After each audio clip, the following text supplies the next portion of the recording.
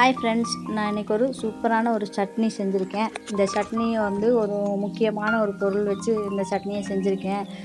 நிறைய பேருக்கு தோசை, இட்லி ரொம்ப அதிகமாக விரும்பி சாப்பிட மாட்டாங்க. அந்த மாதிரி இருக்கிறவங்களுக்கு எல்லாமே இந்த சட்னியோட செஞ்சு கொடுத்து பாருங்கள், நிறைய சாப்பிடுவாங்க. இட்லி, தோசை எல்லாமே விரும்பி சாப்பிடுவாங்க.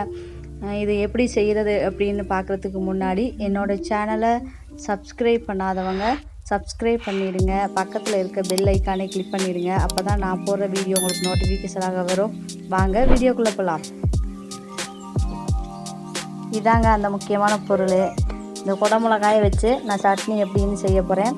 அதுக்கு முன்னாடி இந்த குடமிளகாயை வந்து இந்த மாதிரி கட் பண்ணிவிட்டு வந்து உள்ளே இருக்க விதை எல்லாத்தையுமே நம்ம எடுத்துடணும். ஏன்னா வந்து விதையோடு போட்டோம் அப்படின்னா சட்னி இன்னும் கொஞ்சம் காரமாக இருக்கும், ஒரு மாதிரி டேஸ்ட்டு வித்தியாசமாக வேறு இருக்கும். அதனால் உள்ளே இருக்கிறது எல்லாத்தையுமே நம்ம இந்த மாதிரி க்ளீன் பண்ணிவிட்டு வேறு இதை மட்டும் எடுத்துக்கிட்டு சின்ன சின்னதாக கட் பண்ணி எடுத்துக்கணுங்க. இந்த மாதிரி சின்ன சின்னதாக கட் பண்ணால் தாளிக்க கொஞ்சம் ஈஸியாக இருக்கும், சீக்கிரமாக வெந்துடும்.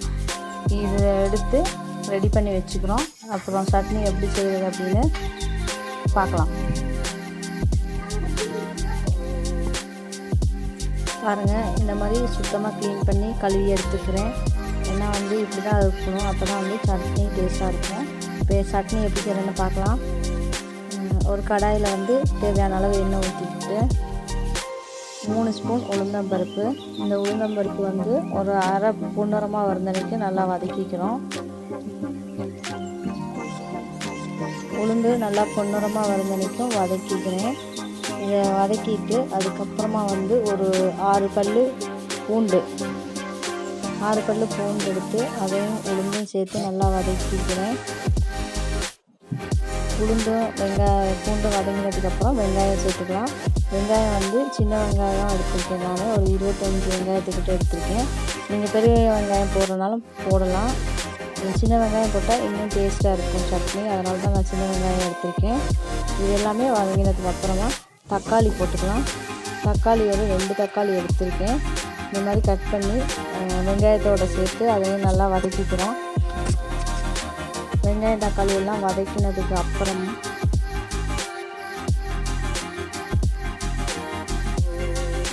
பாருங்கள், வெங்காயம் தக்காளி நல்லா வதங்கிடுச்சு.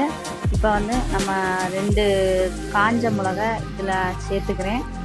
காஞ்ச மிளகா வந்து நான் காரத்துக்கு ஏற்ற மாதிரி தான் சேர்த்துருக்கேன். எங்கள் வீட்டில் வந்து ரொம்ப காரம் கம்மியாக தான் சாப்பிடுவாங்க, அதனால் 2 போட்டிருக்கேன். உங்களுக்கு தேவையான அதிகமாக காரம் சாப்பிடுவாங்கன்னா நீங்கள் 2 சேர்த்தே போட்டுக்கலாம். இது எல்லாமே நல்லா வதங்கினதுக்கப்புறமா வந்து குடமிளகாய் நம்ம சின்ன சின்னதாக கட் பண்ணி வச்சுருக்கேன். அந்த குடமிளகாயை வந்து இதில் நான் சேர்த்துக்கிறேன். இதையும் சேர்த்து நல்லா வதக்கிக்கிறேன்.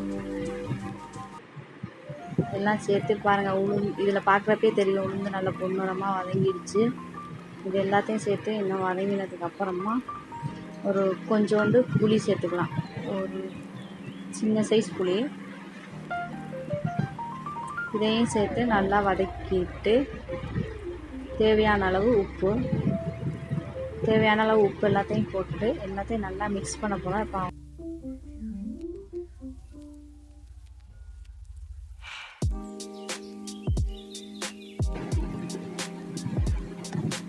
குடமிளகா நல்லா பச்சை வாசனை போகுதுன்னைக்கும் நல்லா வதக்கிக்கலாம். எல்லாம் சேர்த்து நல்லா வதங்கினதுக்கப்புறமா ஒரு கால் கப்பு தேங்காய், துருவின தேங்காய் நான் சேர்த்துருக்கேன். துருவின தேங்காய் அதெல்லாம் சேர்த்து நல்லா மிக்ஸ் பண்ணிக்கலாம். தேங்காய் ரொம்ப நேரம் வதங்கக்கூடாது, சும்மா லைட்டாக ஒரு சூடு வந்து தாளித்து எடுத்து இறக்கி வச்சுக்கலாம். இதை இறக்கி நல்லா சூடு ஆற வச்சிடலாம். சூடு ஆறினதுக்கப்புறமா ஒரு மிக்ஸி ஜாரில் வந்து இதை மாற்றிக்கலாம்.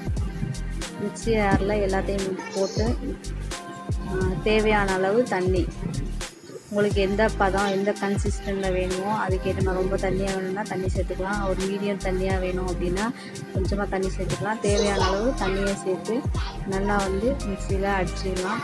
பாருங்கள், அடித்தாச்சு. எப்படி சூப்பராக இருக்குது பார்த்தீங்களா இல்லையா சட்னி.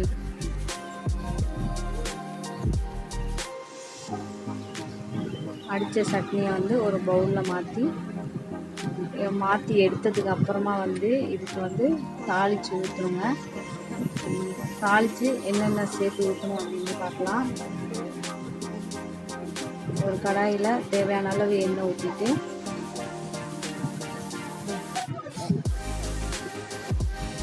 கடுகு 1 ஸ்பூனு,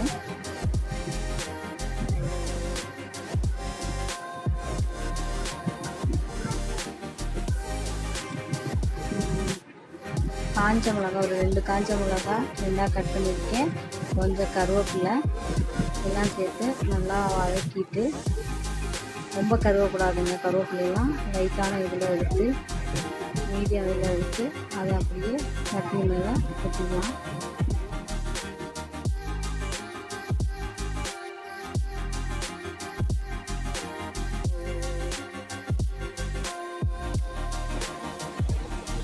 இந்த தாளிச்சதோட நல்லா மிக்ஸ் பண்ணிக்கலாம் சட்னியோட.